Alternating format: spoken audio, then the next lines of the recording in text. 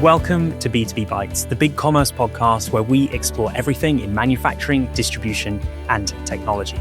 Each episode, we invite a leader in the space to share their story and explain how they're shaping the future of B2B e-commerce for their company. Today, I am thrilled to welcome Ashley Anderson-Evans from MTM Recognition, a company that's been helping organizations recognize and reward their employees for over 50 years. Ashley led MTM's recent re-platform and digital transformation onto BigCommerce, and I'm really excited to delve into that and so much more that she is doing for the brand. Ashley, welcome to the show. I am so happy to be here. Thank you. Awesome. Well, actually, maybe start off by telling us a little bit about yourself, how you got into the world of e-commerce and your role at MTM. So I'm 34 years old. I live in Oklahoma City, where our headquarters is. I went to college for mass communications or strategic communications, so I got a lot of marketing know-how there. MTM was actually it was my first job out of college, and I started here as a typesetter, which is more graphic design based. We set up layouts and things like that get sent out to production, and then get attached to trophies and awards, things like that.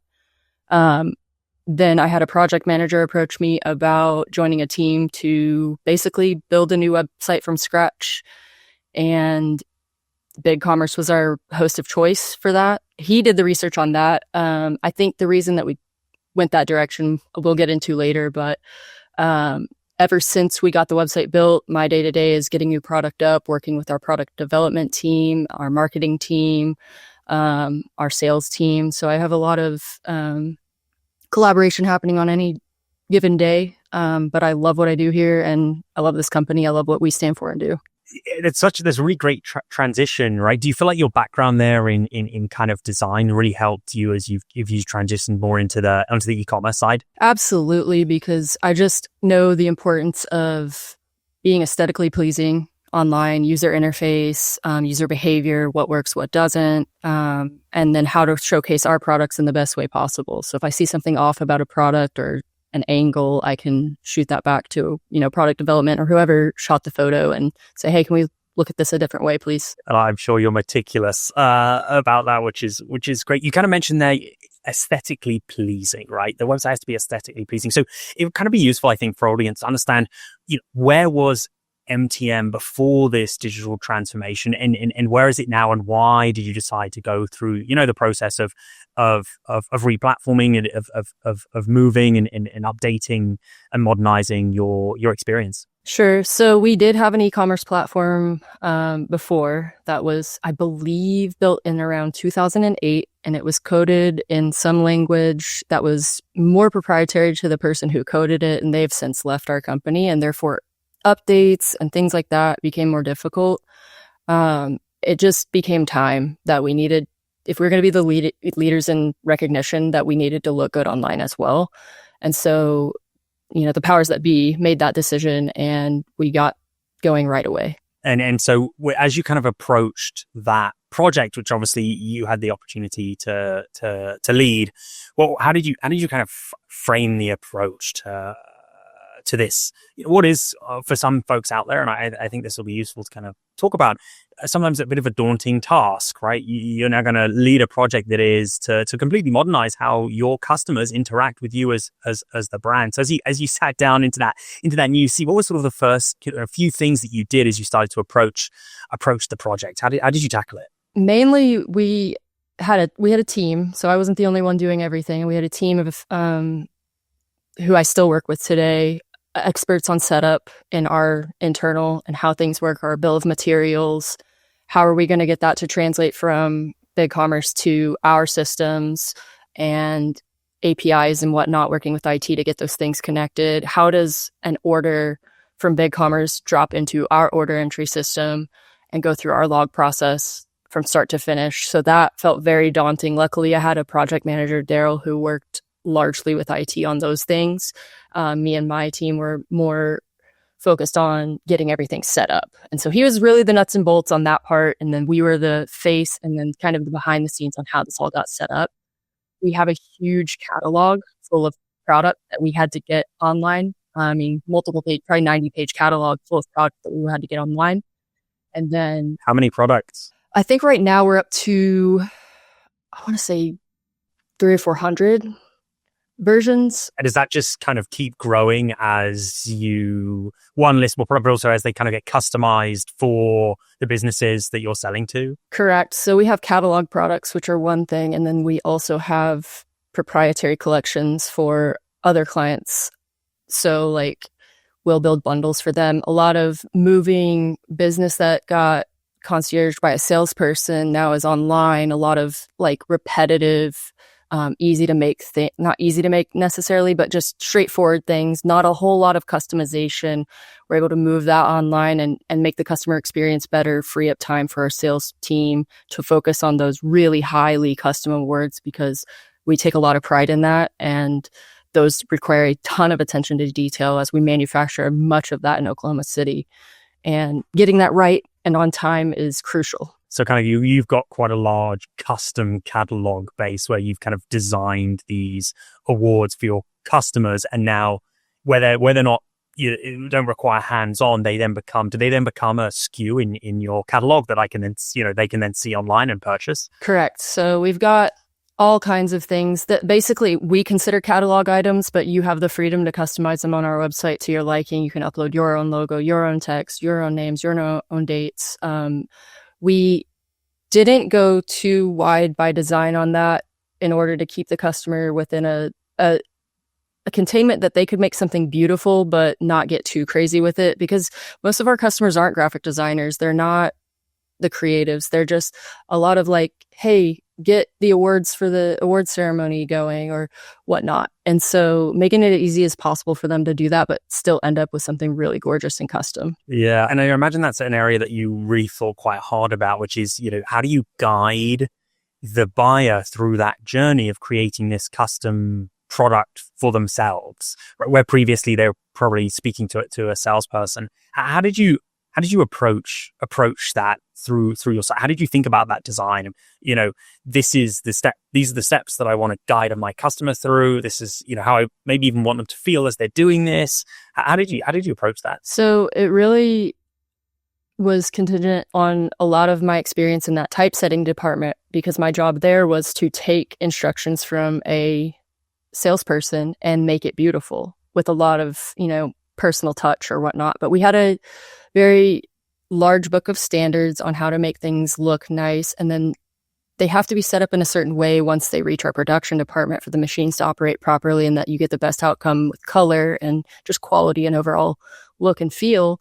So I was in that department for about 5 years. So I worked, thousands of orders. I know what setups look good, what our bread and butter is on that, where things common like a logo on top, body text in the middle, name, date, things like that. So relied heavily on my experience in that department to kind of guide the look and feel of the customization aspect of our website. Yeah. This is an area I think where, like you said, kind of letting the customer go wild isn't necessarily a good thing. They don't necessarily know what looks good. They might be customizing these awards, once a year or whatever that frequency might be. And they don't know what best practice looks like. So I think building those guide rails into the site is, makes a lot of sense. It makes that probably purchasing journey much easier for customers. I'm curious, and we'll dive into a little bit more maybe about the site itself. But I'm curious, as you launched your new site, what the sort of customer feedback was for those that were still interacting with sales, and how they felt that the site really helped them through that purchasing journey and made life easier for them. So I haven't got a ton of feedback because it usually ends up in the sales department when we get contacted, but I do work our contact us inbox. I've heard no negative feedback per se, but I can say for sure this has been a much easier approach to having to pick up the phone or email our sales team and wait for a response. It's allowed customers to make purchases on the weekends, on holidays when we're not necessarily open. So we have I call it our silent salesman. And so it's got to represent us in a good way. And I think our customers are enjoying it, really. They're getting things done quicker because we don't have to wait on an approval process. So normally what happens is customer calls in or emails in their order, may not give many details at all. It goes to typesetting, it gets set up, sent out for approval or proofing. maybe there's changes that need to be made, which right now, if you want to change something about it, you get to do that. That's in your hands as a customer. You don't have to wait on a salesperson to contact a typesetter to make the change, and then there's maybe miscommunication there. You can just do it yourself now and make sure it's right then the first time. So it's cut it's leaned out our process a lot. It's made us more efficient. And then I think overall it just makes the customer happier that they have more control over their awards. What about kind of for the sales team? Obviously, the sales team would normally be in all of those discussions, and they're now not. It's something they're probably freeing up time. But with that time, like, how did the process of the sales team change, and what does it enable that sales team to now do that a lot of these orders are coming through kind of a much more automated fashion? So we have a busy season, like many businesses do, and that's usually around the end of May. Between March and May is our busy season as schools are graduate, because we handle a lot of graduation, end of quarter, things like that. And so about that time, our sales team is just underwater, doing everything they can to please every customer, which we take great pride in. And this has freed up some time, so they're not quite as busy. They can approach those customers that do seek out their help, concierging through a custom award or something a little bit more intricate than what our website has to offer. I've gotten feedback from lots of them. They love it. They're like, I love the website. I can just direct a customer to that and they can make their own order while I finish this larger project that I'm working on for somebody else. Gotcha. Okay. So they're able to focus more on those larger, more important, I probably should say that in air quotes. Just more intricate and complicated things that require more detail, and just the nature of the business is that way. I mean, there are trophies that have, sometimes hundreds of parts, and getting that right and on time is something we take great pride in. That's a better way to put it. More intricate and more complex, and therefore require more of a handhold. And that makes a lot of sense, of course. I'm curious, as you went through this build, were there any kind of learnings or issues that you came across that you weren't necessarily expecting as you either launched the site, maybe it's from customers, or as you were trying to build connectivity into the site? I know our audience is always curious to learn from our from the people that join us, what did they learn through the project? Because it really helps, I think, our listeners take those learnings and put them into their own projects. Yeah, so it was challenging because of the nature of the standards we require to produce custom products, meaning mostly our printing, our laser engravers, things like that. Again, like I said before, require a specific setup in order to operate smoothly.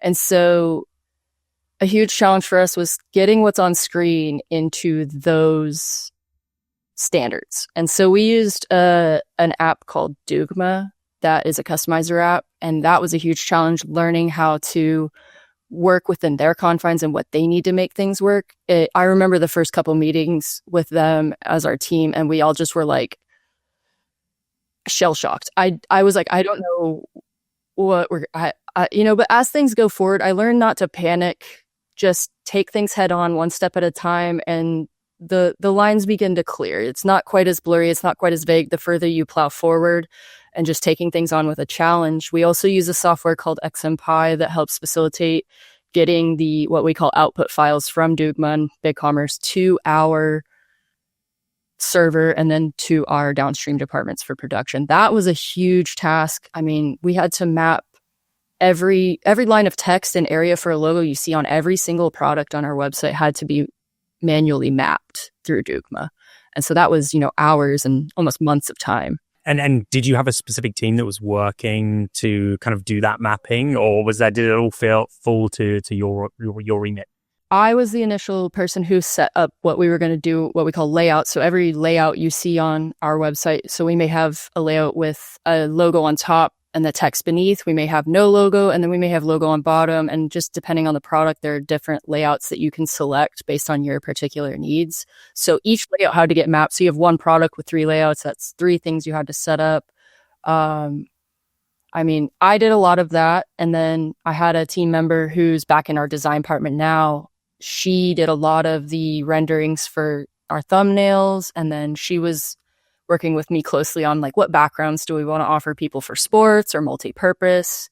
kind of leaning on what we offered on our old website, but revamping that in a modern way. It's more beautiful. More options was great because we had very limited selection on our old website. And then I had 2 other team members that were handling generating SKUs and bill of materials and putting things into their correct buckets, basically. Are there any kind of KPIs or any, performance indicators that have shown you that the project has been a success or met or exceeded or your expectations from when you originally started the project? Yeah, so we can see a significant improvement in just B2C and then B2B as well, because we're shifting a lot of those accounts, like I mentioned, over to the website and making that a silent salesman or like our order entry that the customer can do themselves versus someone, having to do that manually each and every time while also having to deal with customer issues, calls from our production and manufacturing, our warehouse, because the salespeople really do so much for a company. And before I was in this position, I didn't really understand all of the things that they had to facilitate. I mean, they're the greatest. And freeing up some of their time and making them less stressed out has just been an honor. But yeah.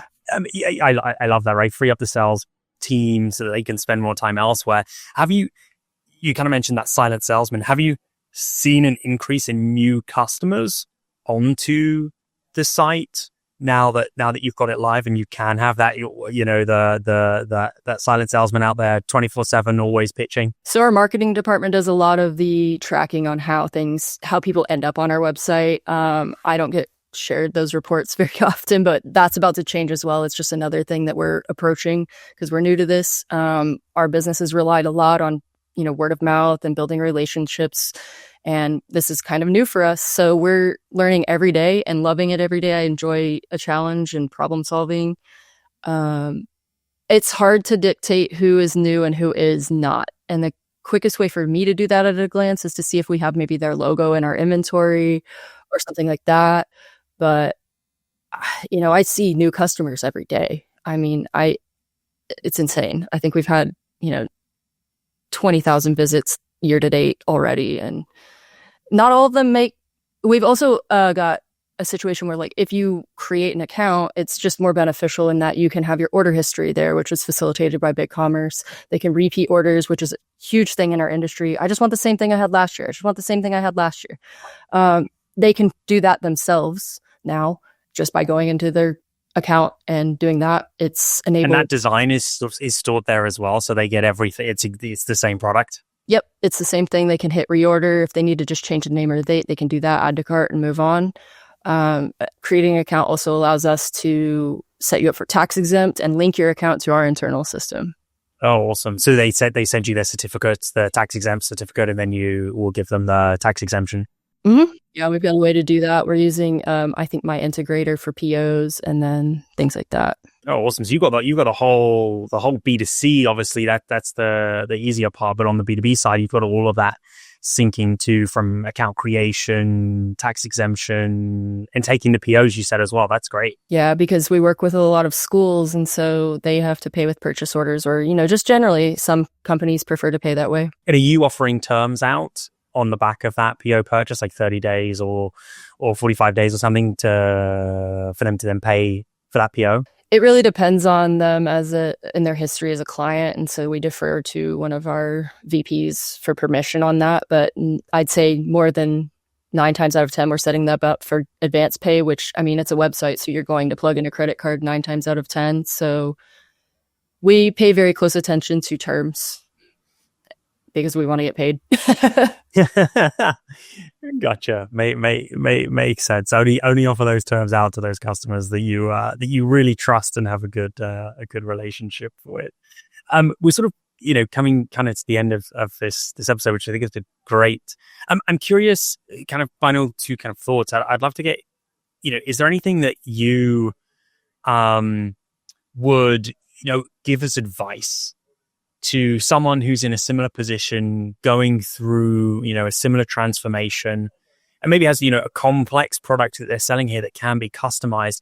What are kind of some of those learnings that you would share with them ahead of starting that project that maybe you wish you'd known right when you started? I think the main thing is to go in with an open mind. Don't be afraid of a challenge. Surround yourself with experts in your field. Like we had somebody from every part of this process. Like I said, setup. We've had a graphic designer. We have one of our design team members. We have a project manager who's close with our IT department. And so not being afraid of what you don't know. Just take it on with a challenge. There's a solution to every problem. And then also don't get too in the weeds with anything. Start with a minimal viable product. Your customers will let you know if something is missing. And we relied heavily on that, that theory. And customers have let us know. And we make improvements all the time. We're able to make changes on the fly with BigCommerce, whereas with the old website, we couldn't quite do that because, again, it was coded in that proprietary code that we didn't really have access to or understand.